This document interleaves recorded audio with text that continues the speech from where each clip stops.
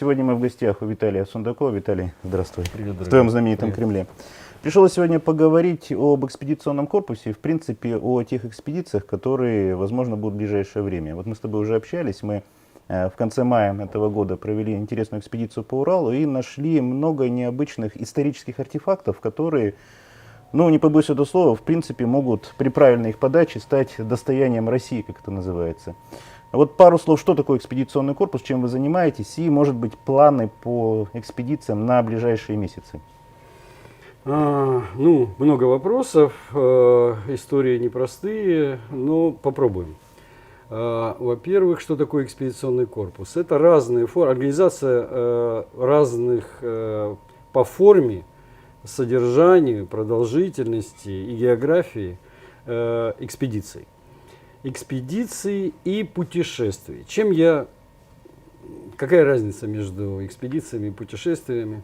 Путешествие – это получение впечатлений, разного рода впечатлений, в том числе беседы с участниками экспедиций, участников путешествия с мастерами и приглашенными гостями, которые им интересны. Ну и интересные регионы, конечно. И осуществляли мы их по всему миру, но сейчас в связи с локдаунами, конечно, все гораздо сложнее. Может быть, к счастью, потому что огромное количество очень интересных мест и объектов расположено, конечно, на территории России.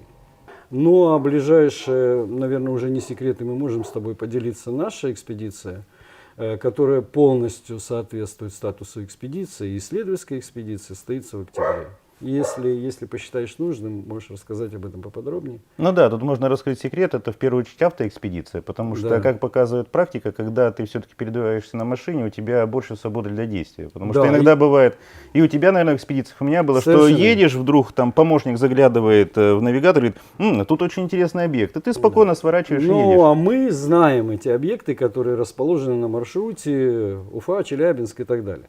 Перечислять их не будем, но если вам говорят о чем-нибудь, такие слова, как какие объекты мы можем назвать, не называя конкретно, не потому что это тайна, а потому что взгляд на это может у вас оказаться по факту совершенно другим. То есть древние объекты разного рода. И они у нас на маршруте, конечно же, будут, но конечная цель, друзья мои, я не знаю, стоит ли нам бежать впереди коня, но на самом деле это может изменить историческую фабулу древнерусской истории. Я думаю, мы можем так вообще сказать, что основная цель экспедиции – это исследовать и довести до официальных людей, которые занимаются уже научным исследованием, артефакты, которые нами обнаружены, известны. Но формат экспедиции позволяет зафиксировать эту историю, прокомментировать ее и предъявить по требованию. Может быть, будет и пресс-конференция потом, может быть, будет брифинг, а может быть, мы сделаем фильм, а может быть, будет и то, и другое, и третье.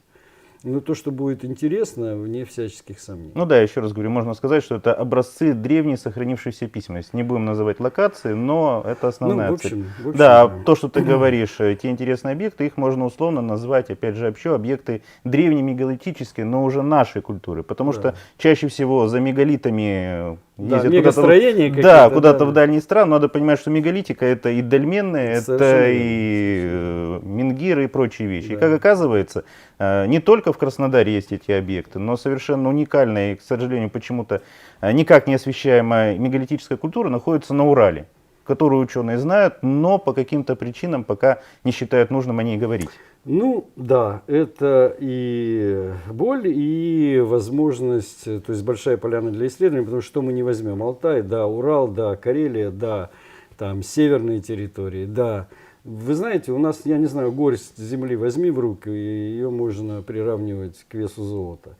Такое количество интересных исторических событий, фабул, легенд, мифов, людей, так или иначе, сменяя друг друга плотненько, и существовали на нашей территории. И, к счастью, многие свидетельства сохранились. Нужен лишь пытливый взгляд, определенный опыт и желание быть досужим, рискучим и лихим. Ну, чего у наших людей не отнять. Ну и тут пару слов, наверное, по формату надо сказать, и, может быть, ты пояснишь. Раз у нас формат автоэкспедиция, понятно, что у нас будет свой транспорт, на который мы едем. Конечно, конечно. Но есть возможность присоединиться, потому что, скорее всего, у нас будет несколько мест в наших машинах, и есть возможность присоединиться тем людям, которые хотят поехать. Опять же, по формату машины, вот часто спрашивают, на чем можно ехать. Наша трасса в основном будет пролегать по общедоступным дорогам, где там особо подготовленные джипы не нужны. То есть... После определения окончательной сметы мы его объявим. И здесь тоже есть такая вилочка. Знаете, толпой мы туда не поедем, а чем меньше участников, тем дороже стоимость. Поэтому вот на грани, чтобы это было и возможным по бюджету, и в то же время не собирать там караван машин от Москвы до Челябинска. Ну да, и это тоже связано в первую очередь с тем, что один из объектов находится в так называемой особо охраняемой природной территории, и там тоже есть определенные, скажем ограничения по допуску техники. Совершенно верно. Ну и, наверное, надо сказать, что за новостями и подготовкой экспедиции можно будет следить на твоем сайте, Виталий Сундаков. Да, но прежде всего, да, на каком? Протоистория, на сайте Протоистории, естественно, на сайте да. Протоистории, конечно, друзья мои.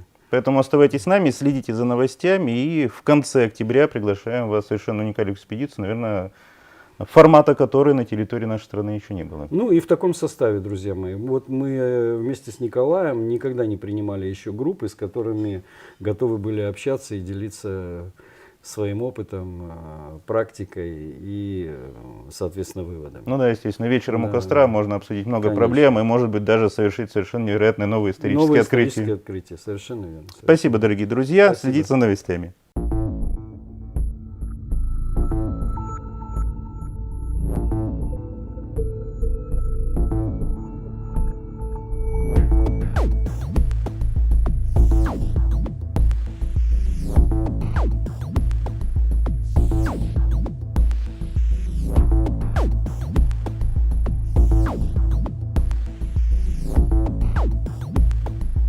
Конечная цель, друзья мои, я не знаю, стоит ли нам бежать впереди коня, но на самом деле это может изменить историческую фабулу древнерусской истории.